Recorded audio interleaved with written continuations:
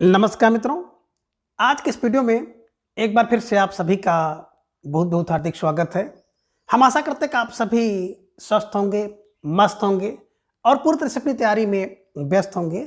तो मित्रों, आज के इस वीडियो में हम हिंदी साहित्य इतिहास के अंतर्गत कृष्ण काव्य धारा के अंतर्गत कुछ महत्वपूर्ण और संभावित प्रश्नों को व्याख्यात्मक तरीके से हल करेंगे और इसके साथ ही इन्हें ट्रिक की सहायता से याद करने का भी प्रयास करेंगे। तो हम आशा करते हैं कि वीडियो आप सबके लिए बहुत ही महत्वपूर्ण होने वाला है, इसलिए इस वीडियो को आप लोग अंत तक जरूर देखें। चैनल पर नए हैं तो चैनल को सब्सक्राइब कर लें और इसके साथ ही अगर आपको थोड़ा सा भी उचित लगे तो इस वीडियो को अपने जो परिचित लोग हैं उनके पास भी शेयर करें। तो जैसा कि स्क्रीन पर आप देख पा रहे हैं, प्रश्न संख्या 1 है कि कृष्ण का सर्वप्रथम उल्लेख किस ग्रंथ में मिलता है? ए ब्रह्मचरित, बी गीत गोविंद, सी पंचाध्यायी या फिर डी भ्रमर गीत। तो धीरे धीरे ढेर सारे भाई बहनों का जवाब आ गया। सर विकल्प ए को लाग किया जाए। विकल्प ए ब्रह्मचरित इज राइट आंसर, है ना। देखिए कृष्ण का सर्वप्रथम उल्लेख कहाँ मिलेगा? तो कृष्ण का सर्वप्रथम उल्लेख ब्रह्मचरित में मिलेगा, ब्रह्म के चरित्र में मिलेगा। ये ध्यान में आप रखिएगा, ठीक है। चलिए, अब प्रश्न संख्या 2 है कि गीत गोविंद की रचना किसने की? ए जयदेव, बी विद्यापति, सी सूरदास या फिर डी तुलसीदास। तो गीत गोविंद सभी भाई बहनों का जवाब आ गया विकल्प ए जयदेव इज राइट आंसर, है ना। देखिए गीत गोविंद क्या करती है? जय देती है। तो गोविंद गीत गोविंद जयदेव की रचना है ना। जयदेव, गीत गोविंद जयदेव, ठीक है। चलिए, अब प्रश्न संख्या 3 है कि मैथिल कोकिल नाम से प्रसिद्ध है, यानी कि किसे मैथिल कोकिल के नाम से जाना जाता है? ए जयदेव, बी विद्यापति, सी सूरदास या डी है नंददास। तो ढेर सारे भाई बहनों ने जवाब दे दिया कि विकल्प बी को लाग किया जाए, विद्यापति इज राइट आंसर, है ना। मैथिल कोकिल के नाम से विद्यापति को जाना जाता है। इन्हें अभिनव कवि, खेलन कवि, है ना, और दशावधान कवि, है ना। तो ये ध्यान में रखिएगा, ढेर सारी उपाधियाँ इनको मिली हैं। मेरे ख्याल से लगभग 14 उपाधियाँ हैं, ठीक है।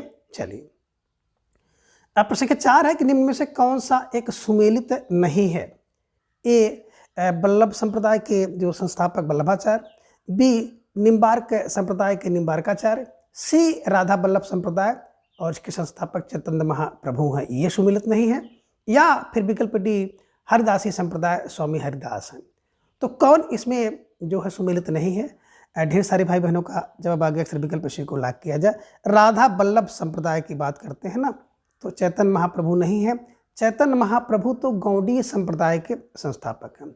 राधा वल्लभ हित हरि वंश, हित हर वंश, ध्यान में रखिएगा कि राधा के वल्लभ हित करते हैं हर वंश का, तो हित हर वंश है, ध्यान में रखिएगा। यही असंगत था, यही सुमिलित नहीं था, तो बिल्कुल विकल्प सी इज राइट आंसर। अब प्रश्न 5 है कि वल्लभ संप्रदाय का दार्शनिक मत है, ये कह रहे हैं कि शुद्धा द्वैतवाद, बी द्वैताद्वैत, सी अचिंत्य भेदा भेद या विकल्प डी विशिष्टा द्वैतवाद। तो प्रश्न संख्या 5 का जवाब आप सबको देना है, थोड़ा सा विचार करके इसका जवाब दीजिएगा। बड़ा प्यारा सा प्रश्न है आप सबके स्क्रीन पर। तो धीरे धीरे ढेर सारे भाई बहनों का जवाब भी आ गया कि सर विकल्प ए को लाग किया जाए। विकल्प ए शुद्धा अद्वैतवाद इज राइट आंसर। शुद्धाद्वैत कहिए या शुद्ध अद्वैत करिए, है ना। तो वल्लभ शुद्ध हैं, वल्लभ शुद्ध हैं, ये ध्यान में रखिएगा, वल्लभ शुद्ध हैं, ठीक है। चलिए, अब प्रश्न संख्या 6, पुष्टि मार्ग पर बल कौन देते हैं? वल्लभाचार्य, बी निम्बार्काचार्य, सी स्वामी हरदास या डी चैतन्य महाप्रभु।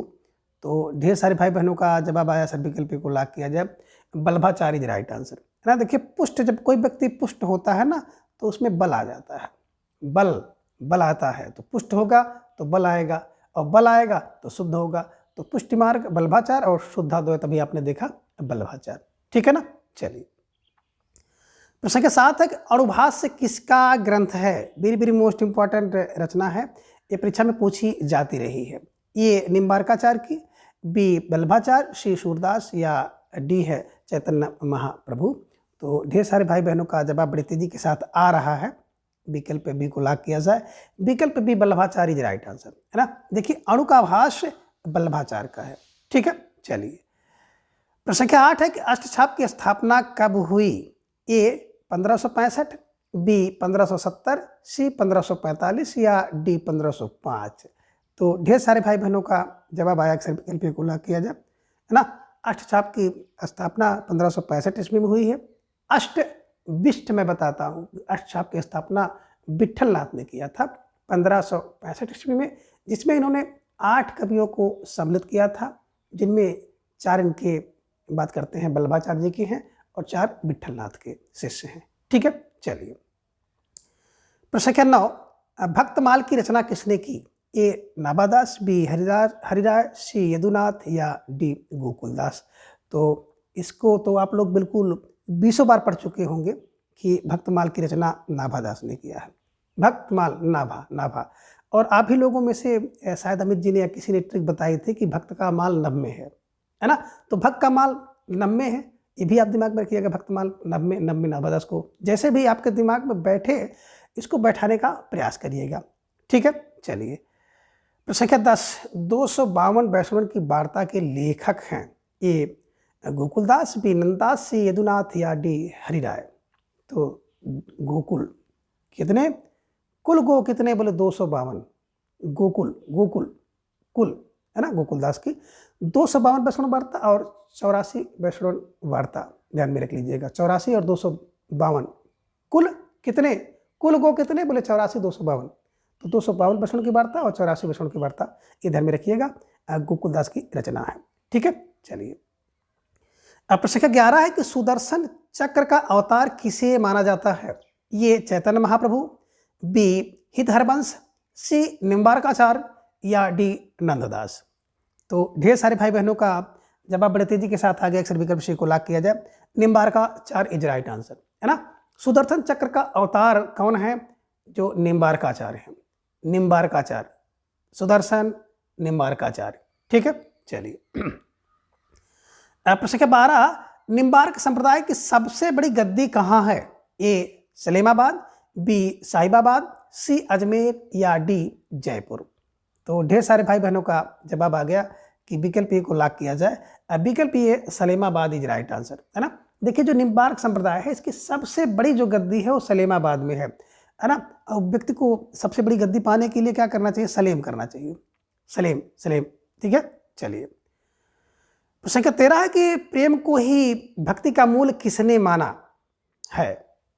ये स्वामी हरिराय, बी नंददास, सी छित स्वामी या डी हित हरिवंश। जवाब दीजिए प्रश्न संख्या 13 का। और ढेर सारे भाई बहनों का जवाब भी आ गया कि प्रेम को ही भक्ति का मूल मानने वाले कौन हैं? हित हरिवंश हैं, है ना।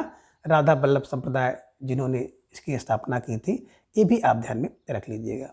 ठीक है, चलिए अब प्रश्न संख्या 14 है कि निज मत सिद्धांत नामक ग्रंथ के रचयिता कौन है? निज मत सिद्धांत नामक ग्रंथ के रचयिता कौन है? ये किशोरदास, बी नंददास, सी नाभादास या डी हरिदास। तो ढेर सारे भाई बहनों का जवाब आगे सिर्फ विकल्प को लॉक किया जाए, किशोरदास इज राइट आंसर, है ना। देखिए निज मत का सिद्धांत किशोर का होता है। जितने किशोर और किशोरी होते हैं ना, वो निज माने अपने मत के अनुसार चलते हैं, अपना सिद्धांत बनाते हैं, किसी की बात को नहीं मानते, लोग उनको समझाते रहते हैं। तो ऐसे कुछ ट्रिक के लिए बनाइएगा और इस रचना को हमेशा के लिए आप दिमाग में छाप लीजिएगा। ठीक है, चलिए प्रश्न संख्या 15 देखिए आपके स्क्रीन पर आ गया। बड़ा प्यारा सा प्रश्न है कि तानसेन के गुरु थे, कौन थे? चैतन्य महाप्रभु, बी वल्लभाचार्य, सी नाभादास या विकल्प डी हरिदास। तो ढेर सारे भाई बहनों का जवाब आ गया, अक्सर विकल्प डी को लॉक किया जाए, विकल्प D Haridas is right answer, है ना। देखिए जो तानसेन के गुरु थे हरिदास थे, और यही हरिदास है जिन्होंने हरदासी संप्रदाय या सखी संप्रदाय और उसी का एक नाम है टट्टी संप्रदाय की स्थापना इन्होंने किया है। तो हरिदास को ध्यान में रख लीजिएगा। ठीक है, चलिए प्रश्न संख्या 16 है कि केलिदास किसकी रचना है? ए हरिदास की, बी हित हरिवंश की, सी नाभादास की या डी चैतन्य महाप्रभु की। तो प्रश्न संख्या 16 का जवाब आ गया, अक्सर विकल्प को लॉक किया जाए, विकल्प ए हरिदास इज राइट आंसर, है ना। केलिदास हरिदास, केलिदास हरिदास ध्यान में रख लीजिएगा। ठीक है, चलिए प्रश्न संख्या 17 गौड़ी संप्रदाय के प्रवर्तक हैं, यानी गौड़ी संप्रदाय के प्रवर्तक कौन हैं? ये हरिदास, बी चैतन्य महाप्रभु, सी हित हरिवंश या डी वल्लभाचार्य। तो ढेर सारे भाई बहनों ने जवाब दे दिया कि सर विकल्प बी को लॉक किया जाए, Chaitanya Mahaprabhu is right answer, है ना।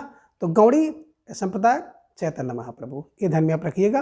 और संप्रदाय उसके प्रवर्तक से संबंधित तो प्रश्न आपकी परीक्षा में बिल्कुल पूछे जाने की प्रबल संभावना है, तो उसको तो बिल्कुल आपको रट ही लेना है, जितने संप्रदाय और उसके प्रवर्तक। ठीक है, चलिए। प्रश्न संख्या 18 है कि चैतन्य संप्रदाय से संबंधित ग्रंथ गोविंद भास की रचना किसने की?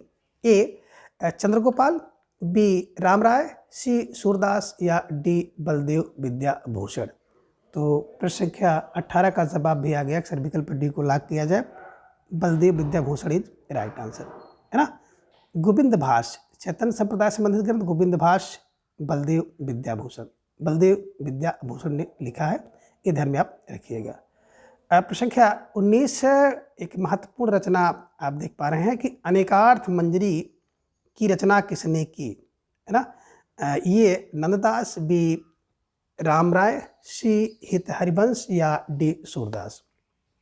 तो ढेर सारे भाई बहनों का जवाब आ गया कि अनेक अर्थ होते हैं किसके? नंद के। तो नंद के अनेक अर्थ, अनेकार्थ मंजरी नंद की, नंद फर नंदास को ध्यान में रख लीजिएगा। ठीक है, चलिए। प्रश्न संख्या 20 प्यारा सा प्रश्न और बहुत आसान सा प्रश्न है कि सूरदास का जन्म कब हुआ? ए 1378, बी 1578, सी 1478 या डी 1678। तो ढेर सारे भाई बहनों का जवाब भी आ गया, अक्सर विकल्प सी को लॉक किया जाए, विकल्प सी 1478 इज राइट आंसर, है ना। सूरदास का जन्म 1478। प्रश्न संख्या 21 है कि प्रपन्न कल्पवल्ली ग्रंथ के रचयिता हैं? ए निम्बारकाचार्य, बी स्वामी हरिदास, सी वल्लभाचार्य या विकल्प डी हित हरिवंश हैं। तो प्रश्न संख्या 21 का जवाब आपको देना है कि प्रपन्न कल्पवल्ली ग्रंथ के रचयिता हैं, और धीरे धीरे ढेर सारे भाई बहनों का जवाब आ गया कि स्वामी हरिदास इज राइट आंसर।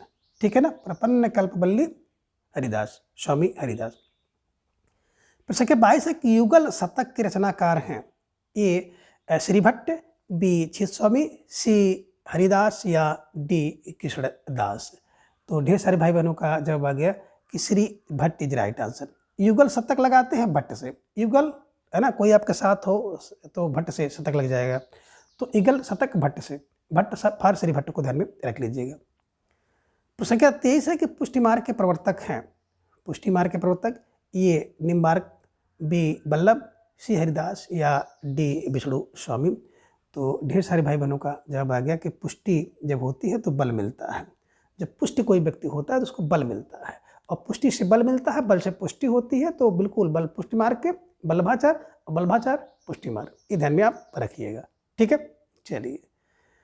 प्रश्न संख्या 24 है कि सूरदास ने किस रस का प्रमुखता से प्रयोग किया है? यानी कि सूरदास जी ने सबसे ज़्यादा किस रस का प्रयोग किया है?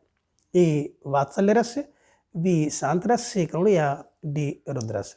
तो ढेर सारे भाई बहनों का जवाब आया, अक्सर विकल्प को लॉक किया जाए, वात्सल्य रस इज राइट आंसर, है ना। प्रश्न संख्या 25 है कि श्रृंगार रस मंडन किसकी रचना है? ए वल्लभाचार्य, बी विठलदास, सी नंददास या विकल्प डी ध्रुवदास।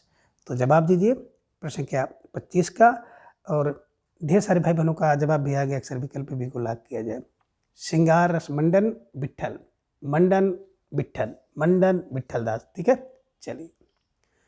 प्रश्न संख्या 26 है कि साहित्य लहरी की रचना किसने की है? प्यारा सा प्रश्न, बहुत आसान सा प्रश्न है ये। सूरदास, बी कबीरदास, सी तुलसीदास या डी गुरु नानक। तो साहित्य की लहरी सूरदास जी की रचना है, और यही साहित्य लहरी रचना है जिसमें सूरदास जी ने दृष्टकूट पद का प्रयोग किया गया है ना। तो ये ध्यान में आप रखिएगा। प्रश्न संख्या 27 है कि अष्टछाप के कवियों में निम्न में से कौन सा नहीं है? ये सूरदास, बी नंददास, सी चित्स्वामी या डी कुंभनदास। अब आपको जवाब देना है, और आप कह सकते हैं ना कि वेरी वेरी मोस्ट इम्पॉर्टेंट प्रश्न है, क्योंकि अष्टछाप के कवि दे करके आपसे प्रश्न वहाँ से पूछता है, इसका ध्यान आपको रखना होगा। तो देखें, इसमें सूरदास भी हैं, चित्स्वामी भी हैं, कुंभनदास है, लेकिन नंददास नहीं है, ये ध्यान में रखिएगा। कृष्णदास हैं, है ना, तो ये ध्यान में रखिएगा। तो इसमें कौन नहीं है? नंददास नहीं है, ध्यान में आप रख लीजिएगा। ठीक है, चलिए। प्रश्न संख्या, अब आगे यहाँ पे देखेंगे प्रश्न संख्या 28, महावाणी निम्न में से किसकी रचना है? ये परशुराम देव, बी श्रीभट्ट, सी हरि व्यासदेव या डी सूरदास। तो महावाणी जो होती है ना वो व्यास की होती है। विकल्प सी Hari Vyas Dev is right answer. ठीक है, चलिए। अब प्रश्न संख्या 29 है कि माया महा ठगिन हम जानी पंक्ति किस कवि की है? ये कह रहे हैं तुलसी की, बी कबीर, सी नामदेव या डी ज्ञानदेव। तो ढेर सारे भाई बहनों का जवाब आ गया, सर विकल्प बी को लॉक किया जाए। विकल्प B Kabir is right answer, है ना। माया महा ठगिन है, ये कबीर की पंक्ति है। प्रश्न संख्या 30 है, सूफी काव्य परंपरा का एक अन्य नाम है। अब सूफी काव्य परंपरा का एक अन्य नाम क्या है? ये प्रेमा श्रयधारा, बी संतधारा, सी निर्गुण या डी इनमें से कोई नहीं। तो सूफी काव्य धारा का एक अन्य नाम विकल्प ये प्रेमा श्रयी धारा है, ये ध्यान में रखिएगा, है ना। जिन भाई बहनों का जवाब विकल्प यह था, आप बिल्कुल सही जवाब और बेहद सुंदर तैयारी आप सबको यहाँ पर दिख रही है। निश्चित रूप से आप सब बधाई के पात्र हैं। अब प्रश्न संख्या 31 है कि नल दमयंती की प्रेम कथा किस ग्रंथ में है? अब कह रहे किस ग्रंथ में नल और दमयंती की प्रेम कथा है? ये महाभारत, बी रामायण, सी हरिवंश पुराण या डी ऋग्वेद। जवाब दीजिए प्रश्न संख्या 31 का। तो ढेर सारे भाई बहनों का जवाब आ गया, अक्सर विकल्प सी को लॉक किया जाए। हित हरिवंश पुराण इज राइट आंसर, है ना। नल दमयंती की प्रेम कथा हित हरिवंश पुराण में है। प्रश्न संख्या 32 है कि कृष्ण और रुक्मिणी का प्रेमाख्यान किस पुराण में है?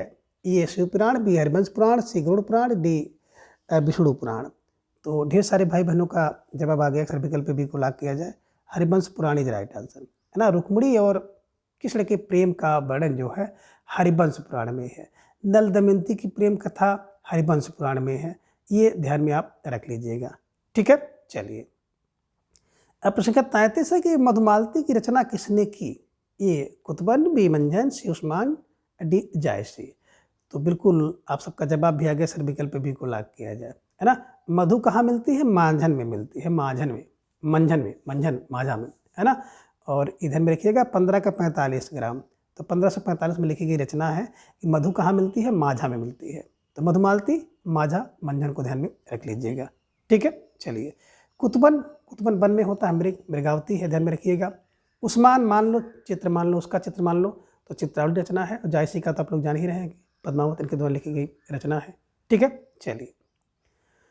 प्रश्न संख्या 34 है कि मधुमालती के नायक का नाम है? ये रत्नसेन, बी माधव, सी मनोहर, डी ऋतुपर्ण। जवाब दीजिए प्रश्न संख्या 34 का कि मधुमालती के नायक कौन है? तो ढेर सारे भाई बहनों का जवाब आ गया कि मधुमालती के जो नायक है मनोहर है, नायिका मधुमालती है, ये ध्यान में आप रख लीजिएगा। ठीक है, चलिए। प्रश्न संख्या 35 एक सुंदर विलास किसकी रचना है? ये सुंदरदास, बी रायदास, सी कबीर, डी तुलसीदास। तो सुंदर विलास वही कर सकता है जो सुंदर होगा। तो सुंदरदास, सुंदर विलास, सुंदर विलास कौन करेगा? जो सुंदर होगा वही सुंदर विलास करेगा। ठीक है, चलिए। अब प्रश्न संख्या 36 है कि माधव नल काम कंदला की रचना किसने की? ये गणपति, बी दामोदर शर्मा, सी उस्मान, डी सुंदरदास। तो ढेर सारे भाई बहनों का जवाब आ गया, अक्सर विकल्प को लॉक किया जाए। अब विकल्प ये गणपति इज राइट आंसर, है ना। देखिए माधव नल काम कंदला कौन करते हैं? गण लोग करते हैं। तो गण फॉर गणपत ध्यान में रख लीजिएगा। ठीक है। प्रश्न संख्या 37 है कि रूप मंजरी की रचयिता कौन है ना। ये सूरदास, बी नंददास, सी कृष्णदास या डी चित स्वामी। अभी आपने एक रचना और देखी थी कि अनेकार्थ मंजरी, तो नंद की थी। और रूप का जो मंजर होता है, रूप की जो मंजरी होती है वो भी नंद की है। तो नंद फॉर नंददास जी को ध्यान में रख लीजिएगा। और नंददास जी ने ढेर सारी मंजरी की रचना की है, ये भी ध्यान में रखिएगा। मेरे द्वारा विस्तृत क्लास बहुत पहले ली जा चुकी है, अगर आप सब देखना चाहें तो जाके देख सकते हैं। विस्तृत रूप से है और ट्रिकी वे में है। ठीक है, चलिए। अब प्रश्न संख्या 38 है कि मलिक मोहम्मद जायसी के गुरु थे? ये शेख मोहिदी, बी नूर मोहम्मद, सी मोहिद्दीन चिश्ती या डी इनमें से कोई नहीं। तो ढेर सारे भाई बहनों का जवाब भी आ गया कि मलिक मोहम्मद के जो गुरु थे वो शेख मेहदी थे। शेख मेहदी, ध्यान में रखिएगा, शेख मेहदी। ठीक है।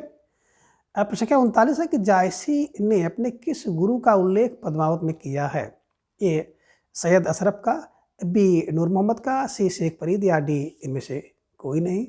तो ढेर सारे भाई बहनों का जवाब आ गया कि सैयद अशरफ का, है ना। जायसी ने जो पद्मावत रचना है उसमें अपने गुरु सैयद अशरफ का वर्णन किया है, उल्लेख किया है, ध्यान में रखिएगा। ठीक है, चलिए। अब प्रश्न संख्या 40 है कि निम्न में से कौन सी रचना शेरशाह सूरी के समय में रची गई है या शेरशाह सूरी के समय रची गई है? ए पद्मावत, बी मृगावती, सी चंद्रायन, डी मधुमालती। जब आपका आ गया कि सर पद्मावत है ना, किसकी रचना है? जायसी जी की रचना है। कब? 1540 में लिखा गया है ना, जिसमें पद्मावती और रत्नसेन की प्रेम कहानी का वर्णन किया गया है। ठीक है, चलिए। प्रश्न संख्या 41 है कि श्रृंगार रस के विरोधी कवि थे? ए दादू दयाल, बी सुंदरदास, सी कबीर या डी तुलसीदास। तो श्रृंगार का विरोधी वही व्यक्ति हो सकता है जो सुंदर विलास करता है। तो सुंदर विलास सुंदरदास का, और रस का विरोधी, श्रृंगार रस का विरोधी सुंदरदास, है ना। जो सुंदर व्यक्ति होता है वो श्रृंगार रस का विरोधी होता है। तो ऐसे किलो बना लीजिएगा। ठीक है, चलिए। अब प्रश्न संख्या 42 है कि अंगबधू के संकलनकर्ता कौन था? ए रज्जब, बी दादू दयाल, सी कबीर या डी सुंदरदास। तो ढेर सारे भाई बहनों का जवाब आ गया कि अंगबधू, विकल्प रज्जब इज राइट आंसर, है ना। अंगबधू के जो संकलन करता है वो रज्जब है, ये ध्यान में रखिएगा। स्टार लगाकर इन्हें अपनी नोटबुक में दर्ज कर लीजिए। ठीक है, चलिए। अब प्रश्न संख्या 43 है कि भूल चकोर दीठ मुखलावा और मेघ घटा महचंद दिखावा। यह पंक्ति किस ग्रंथ से ली गई है? ये पद्मावत, विज्ञान दीप, सी हंस जवाहिर या डी मधुमालती। तो जवाब आप सबका आ गया, अक्सर विकल्प को लॉक किया जाए, पद्मावत इज राइट आंसर, है ना। कि भूल चकोर दीठ मुखलावा मेघ घटा मह चंद दिखावा। पद्मावत जायसी जी की रचना है, 1540 में लिखी गई है, उसकी ये पंक्ति है, ध्यान में रखिएगा। और जिन भाई बहनों ने विकल्प ए का चुनाव किया था, अब बिल्कुल सही जवाब, अब बेहद सुंदर तैयारी आप सबके यहाँ पर दिख रही है। ठीक है, अब प्रश्न 44 है, निम्नलिखित को कालक्रम के अनुसार व्यवस्थित करें। ए सूरदास है, स्वामी हरिदास, मीराबाई रसखान। बी में देख रहे हैं कि स्वामी हरिदास, सूरदास, मीराबाई रसखान। सी में सूरदास, रसखान, मीराबाई, स्वामी हरिदास। और डी में स्वामी हरिदास, सूरदास, रसखान और मीराबाई। तो ऐसे प्रश्न जहाँ पे आपसे कालक्रम पूछ ले तो आपको एक दो में ही मिलाना होता है, और एक दो ढंग से मिल गए कि सबसे पहले वाले कौन है, तो आपका वो विकल्प बिल्कुल सही हो जाता है। तो यहाँ पे देखेंगे विकल्प बी में सबसे पहले देख रहे हैं स्वामी हरिदास, इसके बाद सूरदास, मीराबाई, रसखान। यही विकल्प बी इज राइट आंसर है, ये ध्यान में आप रख लीजिएगा और इसको फटाफट स्टार लगाकर अपनी नोटबुक में दर्ज कर लीजिए। अब प्रश्न संख्या 45 सुमेलित कीजिए। सूची 1 में कवि का नाम है और सूची 2 में कवि का जीवन काल यानी कि समय है, उसको आपको मिलाना है। और नीचे आपको एक कूट दिखाई दे रहा है, इस कूट को, है ना, प्रश्न की सहायता से आपको कूट मिलाना है। ए में देख रहे हैं सूरदास और सामने 1504, 1563 नंददास। बी में है 1533 से 83 आपको दिखाई दे रहा है, मीराबाई 1533 और 1618 इनके सामने है, और रसखान 1478, 1583। तो सबसे पहले देखेंगे सूरदास आपको मिल गए और 1478, 1583। तो ए का 4 जहाँ पे देख लीजिए, तो ए का 4 आपको ए में मिला और 1 का 4 डी में मिला है ना। यहाँ तक आप पहुँच रहे हैं। नंददास की बात करते हैं तो नंददास का जो जन्म है बिल्कुल इनके सामने दिख रहा है कि 1533 और 1583, तो 2। अब सी मीराबाई 1504 में आप देख रहे हैं, है ना, रुड़की, है ना, इधर में रखिएगा, मेवाड़ में एक स्थान है रुड़की, उसी रुड़की के पास इनका जन्म हुआ था 1504 ईस्वी और 1563, ये भी आपका सही हो गया। अब बचा विकल्प 3, तो डी का 3 हो गया।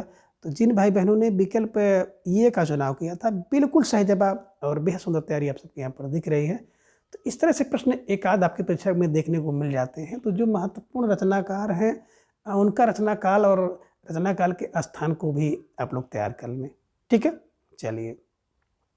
अब प्रश्न संख्या 46 है, सुमेलित कीजिए। एक तरफ आप देख रहे हैं रचना और सूची 1 में रचना, सूची 2 में उसके रचनाकार हैं, तो इसको भी मिलाना है। और नीचे कूट आपको दिखाई दे रहा है।